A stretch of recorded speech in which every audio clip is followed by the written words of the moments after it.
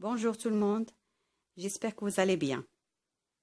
Toujours concernant les grands nombres, aujourd'hui, on va voir comment les écrire. Une écriture en chiffres, comme on a déjà vu, un petit rappel seulement, et écriture en lettres. On commence par l'écriture du nombre entier en chiffres. On commence par un exemple. Comme vous voyez, ce nombre, comme on a déjà vu dans la leçon précédente, ce nombre se compose de 3 classes. Qu'est-ce qu'on a fait ici? On a découpé en 3 tranches.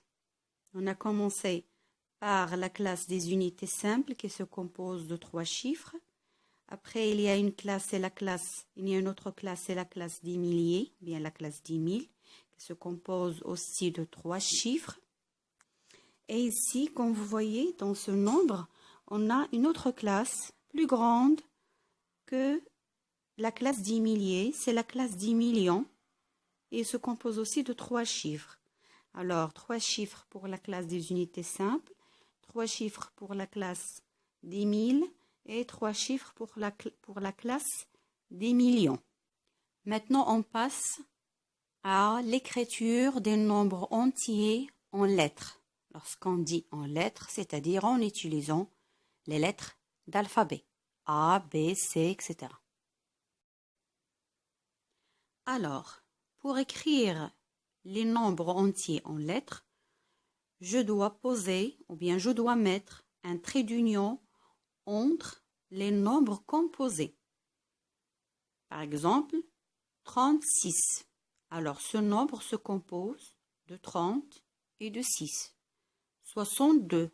C'est un nombre qui se compose de 60 et 2. Alors, je dois mettre un trait d'union. Le trait d'union ici, c'est en rouge. Ça se voit devant vous. Il est en rouge.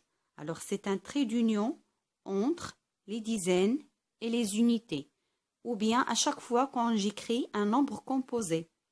90. Alors, je dois mettre un trait d'union entre 4 et un trait d'union entre 20 et 10. Entre 4 et 20 et entre 20 et 10. Donc, ce sont des nombres, on dit des nombres composés.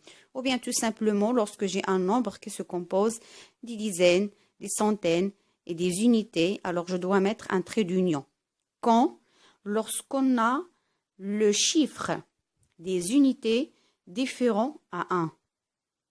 Comme vous voyez sur l'image, 6 est différent à 1, 2 est différent à 1.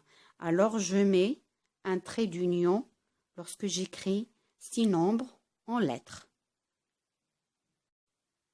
Alors ici, si on a le chiffre d'unité égal à 1, comme 41, 51, on a remplacé le trait d'union par « et ». Comme vous voyez ici, on a entouré « et ». Alors, « et » remplace le trait d'union. Lorsqu'on a le chiffre d'unité égal à 1, alors on dit 41, 41, 51. Alors, je mets « et », la conjonction, au lieu de mettre un trait d'union. Toujours, il y a des exceptions. Voici des règles à connaître avant d'écrire les nombres entiers en lettres. Numéro 1. Observez bien ces 2 exemples.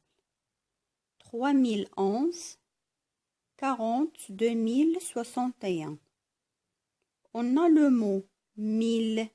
Regardez bien le mot 1000. On a souligné le mot 1000.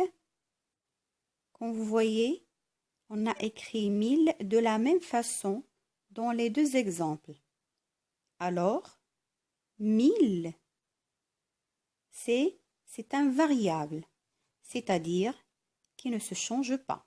Toujours on écrit 1000 de cette manière, sans S à la fin. Donc, on dit 1000 est un variable.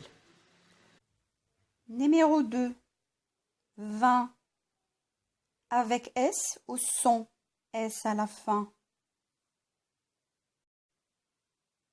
Alors, mes chers élèves, observez bien ces trois phrases ou bien ces trois exemples. 80 chats, 20 chats, 82 chats. Regardez bien où on a mis un S pour le mot 20. Oui, exactement. On a mis S pour la première phrase, 80 chats. Pourquoi? Tout simplement parce que le mot 20 ici, bien le nombre 20 est multiplié par 4. 80.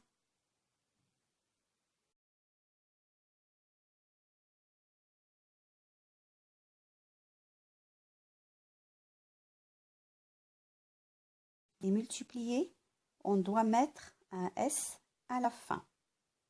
Regardez maintenant la deuxième phrase. 20 chats.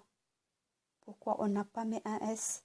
Tout simplement parce que 20 ici n'est pas multiplié. 20 chats. Troisième cas. 80. C'est déjà multiplié par 4. Mais on n'a pas mis un S. Pourquoi? Parce qu'on a après le mot 20, il y a 2. Donc, on a un chiffre après 20. Ce n'est pas un mot, c'est un chiffre. 82. Alors, si on a dit seulement 80 chats, on doit mettre un S. Mais lorsqu'on dit 82, donc il y a après 20, il est multiplié par 4. Et après 20, il y a un chiffre. On ne doit pas mettre un S. Mais lorsqu'on dit 80 chats, on a mis un S. Pourquoi? Parce qu'après 20, il n'y a aucun chiffre. Il n'y a que le mot chat. Et chat, ce n'est pas un chiffre, c'est un mot. Troisième exception. Quand est-ce qu'on écrit sans avec S à la fin? Et quand est-ce qu'on écrit sans S à la fin? Alors, on a ici 4 exemples. On commence par le premier. 400 musiciens. Comme vous voyez ici, on a mis un trait d'union entre 4 et 100. Comme on a déjà dit, lorsqu'on a des nombres composés, on doit mettre un trait d'union entre eux. 400. C'est tout à fait simple. C'est comme 20. Lorsque 100 est multiplié, on met un S. Mais aussi, il ne faut pas oublier qu'on n'a pas un chiffre après 100. Alors, 100 n'est pas suivi par un chiffre. 400 musiciens. Musiciens, ce n'est pas un chiffre. On met un S. Alors, lorsque le mot 100 est multiplié et en même temps n'est pas suivi par un chiffre, on met un S à la fin. On met pour 100 un S. 400, on a mis un S à la fin. 500, 600, toujours lorsqu'on a 100, lorsqu'on a le mot 100 multiplié, le nombre 100 multiplié, et il n'est pas suivi par un autre chiffre, on doit mettre un S à la fin de 100. Deuxième exemple, 100 musiciens. Alors, c'est tout simplement, on va pas mettre un S à la fin. Pourquoi? Parce que 100 n'est pas multiplié. 103 musiciens. Toujours 100, pas de S. Pourquoi? Parce qu'il est suivi d'un chiffre. 103, 105, 107. Alors, on ne met pas un S à la fin. Pourquoi? Parce que 100 est suivi par un chiffre. Le dernier exemple. 602 musiciens. On met un trait d'union d'abord. Entre 6, 102. D'accord? 600, c'est déjà multiplié. Alors, 100 est multiplié par 6. Mais elle est suivie par le chiffre 2. Alors, on ne doit pas mettre un S. Conclusion. 20 et 100 prennent un S à la fin dans un seul cas, lorsqu'ils sont multipliés et non pas suivis par un autre chiffre. Merci de m'avoir suivi. J'espère que vous avez bien saisi ce que je viens de dire à propos des exceptions, qu'on doit les respecter en écrivant les nombres entiers en lettres. Yeah.